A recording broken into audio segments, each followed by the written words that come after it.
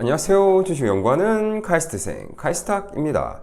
오늘은 이제 헬릭 스미스 끝없는 하락 대응 전략에 대해서 마지막 설명을 해봅시다. 일단 그 전에 오늘 장이 또 많이 떨어졌죠. 보시면 코스피가 0.8%, 코스닥이 2.3% 정도. 여러 가지 원인들을 이제 사람들이 추정하는데 그거부터 좀 살펴볼게요. 일단 새마을금고 문제가 또 부각되고 있습니다. 마치 예전에 SVB 뱅크처럼 뱅크런이 또 발생할 수도 있다는 우려입니다. 구체적으로 뉴스를 또 하나 보면은 여기 적혔죠. 여기 폐업 앞둔 남양주 금고 가보니 대면 창구 ATM 모두 현금 동나서 금고서도 돈 빼는 고객이 늘어 보이죠? 그리고 아래에 경영 개선, 아래 보면 경영 개선 공고가 30여 곳 달해 비슷한 곳이 꽤 된다는 말입니다. 지금 이제 대출 연체율도 늘고 이런 경영 평가도 이제 부각되고 있습니다. 이런 문제들 때문에 이제 걱정하는 마음들이 이제 들기 시작하면 뱅크런이 발생이 되게 됩니다. 이 뱅크런을 또 막기 위해서 지금 보면 앞에 보면은 이제 뉴스 검색하면 현금이 또 77조 정도를 보유하고 있다고 말을 하고 있는 거고요. 그리고 만약 새마을금고가 또 무너진다면 도미노처럼 꽤 많은 은행가가 또 무너질 수도 있습니다. 그래도 제 생각에는 이제 여기서부터는 제 의견입니다. 의견. 국가에서 막아주지 않을까 하고 생각을 하고 있습니다. 이건 저도 정확한 금액이나 정부가 어떻게 해줄지 알 수가 없기 때문에 추정만 할 뿐이고 주식 비중을 조절할 수밖에 없는 거죠. 그 다음 또 시황 이슈가 GS건설이죠. GS건설. 여기. 저는 이제 이 뉴스를 보면서 어이가 없었던 게 설계 단계에서도 철제? 그 철 같은 거를 부족하게 설계가 했고 시공할 때는 또 거기서 더 빼서 시공을 했다는 게 너무 어이가 없었습니다. 이거 뭐 사람 목숨을 담보로 이득을 챙기는 거니까 정말 좀 이런 짓을 안 했으면 좋겠네요. 여튼 이 일로 GS건설 PF 차안하는데 어려움을 겪을 수도 있다고 문제가 되고 있습니다. PF 차안이라는 게 이미 발행된 사채를 상환하려고 또 새로운 사채를 발행하는 건데 전면 재시공해서 손해도 어마어마하게 붙을 거고 이미지도 안 좋아져서 앞으로 부동산 아파트 사업 따는데 어려움에 따른 문제들도 발생이 될 거고 이렇게 뭔가 여러 가지로 사채를 사는 사람들의 수요가 줄게 되어서 현재 발행된 사채를 막을 돈이 또 없다는 소리고 이게 터지면 또 GS건설사가 망할 수도 있는 거고 이런 걱정들이 줄줄이 붙게 됩니다. 그럼 돈을 못 돌려받는 쪽에서 큰 돈에 대한 회수가 안 되고 금융권에 또 타격이 가는 거죠. 이런 생각들이 꼬리를 물어서 안 좋은 결론으로 다다를 수 있기 때문에 주식이 떨어지게 되는 거죠. 그리고 이제 마지막으로 미중 갈등도 또 부각되고 있는데 중국이 반도체 재료, 원료를 또 수출을 안 한다고 한다죠. 여튼 오늘은 이제 여러 가지 투심에 좋지 않은 게 동시에 생겼네요. 정리를 한번 해볼게요. 첫 번째, 새마을금고발 뱅크런 우려. 두 번째가 GS건설 이슈로 여러 방면으로 걱정을 하게 되고, 세 번째, 미중 갈등으로 인해서 이제 또 투심이 악화되는데 반도체 분야에 대해서 걱정이 되고, 우리나라는 반도체에서 삼성이라는 기업이 있죠.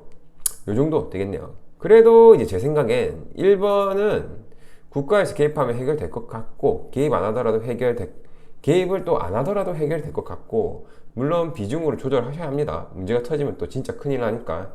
2번은 또 쓱 지나갈 겁니다. 지난번처럼.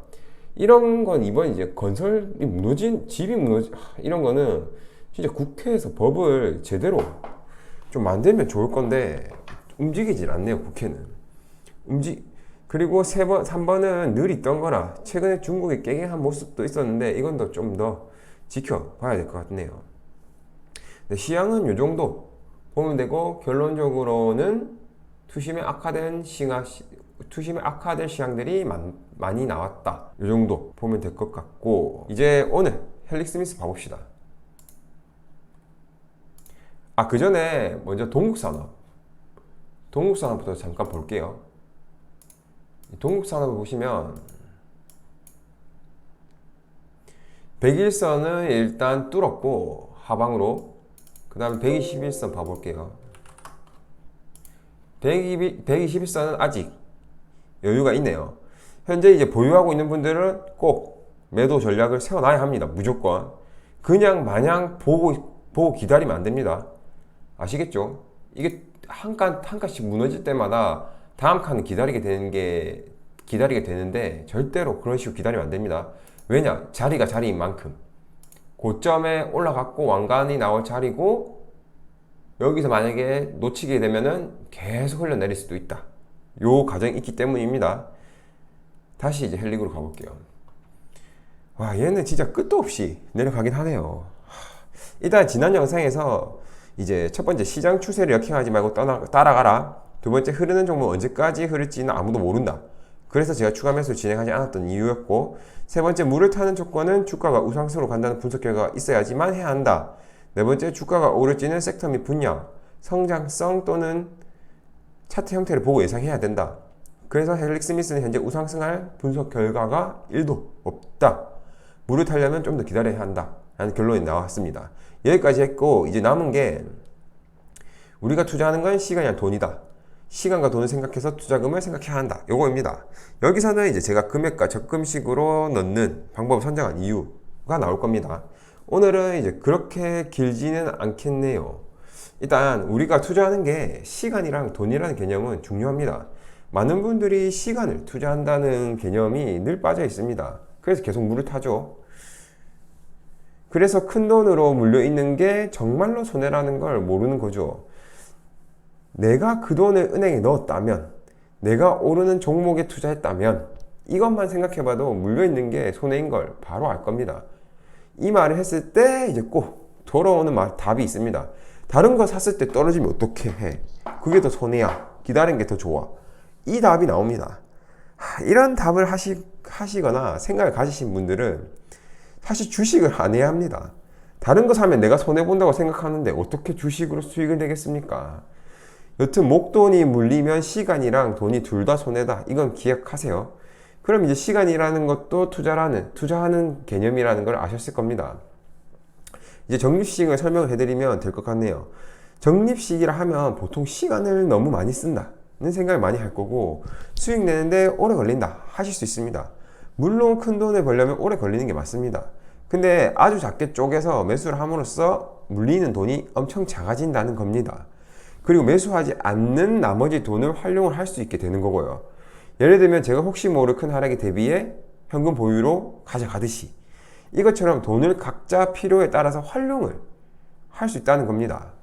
한번 정리를 할게요. 적립식이란 투자금을 쪼개서 넣다 보니 시간에 대한 투자를 최소화할 수 있다.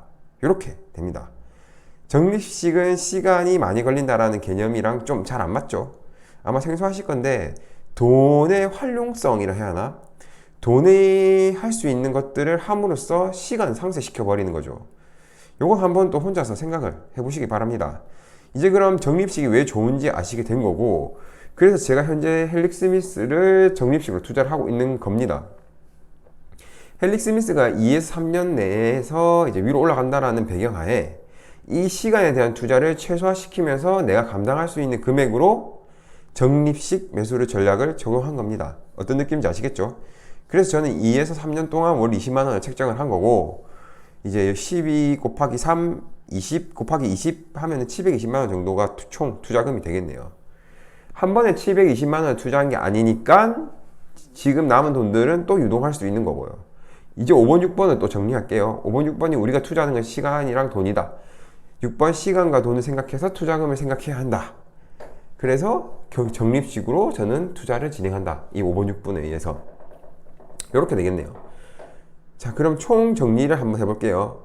이제 앞서 1번, 2번, 3번, 4번, 5번, 6번은 이제 자막으로 깔 건데 이렇게 정리가 될 거고, 그래서 최종 헬릭 스미스 하락 대응 전략이 흐르는 게 멈추는 순간부터 다시 적립식 투자를 시작할 거고, 흐릴 때 매수하지 않은 금액도 더해서 매수를 할 겁니다.